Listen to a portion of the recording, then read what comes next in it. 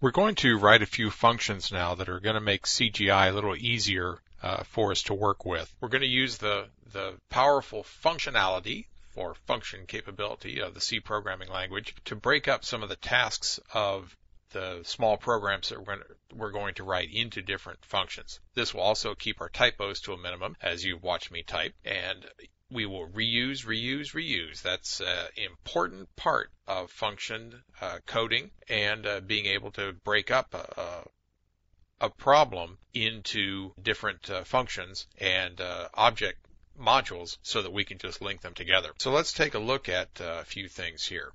This is a new program called HW, which is just Hello World in functions, and I've put a few comments in for things here so you can see they're commented out, and we'll actually remove them as we go and see that we have these new functions. Same old main, nothing else is really all that different. Here's our printf with our content type, and what I've done is made that into a function called header, and we pass the content type into there. As we see, if we have other MIME types in here, we can use a comma in here and put other text in there as we come up with different MIME types. So this whole string will still be passed to the header down here, and it's receiving a MIME type, a character pointer, and it's going to print out this content type string in 2 new lines, just like it did up here, and then it's going to pass our MIME type to printf, and then it just returns 0 to get back. We might want to use this return code someday to say how many bytes were printed or whether we believe it worked or not or whatever,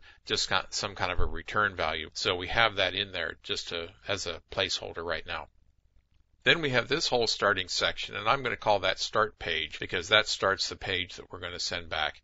It says our HTML and head and title, and then the end head tag, and then finally the body. Now that means that we can't put any scripts or anything inside the head tag the way we've written it here, but we can change things around if we want to. We could take this head and body out of here and do something else with it. So at this point, we'll pass the title into start page, and here it is down here, start page with a character pointer title, and we print the HTML and head and then the title as a string, and that's our title being passed through, and then the head and body to return 0. Then, to wrap things up, we'll still just printf hello world. That's the only line of this. It's really doing output to the browser. And then we get rid of these 2 lines and combine them into something called end page. And end page will just print the end of body tag and end of HTML tag and also return 0.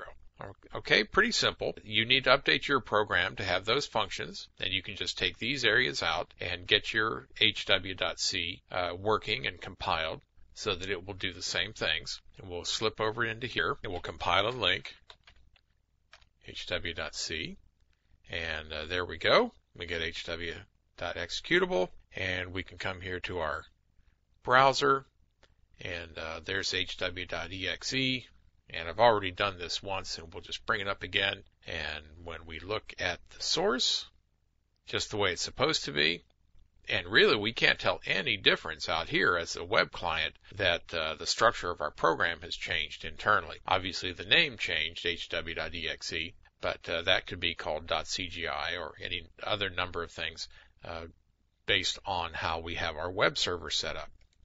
Okay, so go and make changes to your hello world.c program and make your hw.c so that it has these functions. And then as we go along here, we will add some more functions. And next we're going to take a look at some forms and how to get information from the browser out of a form into our program and then do something with it.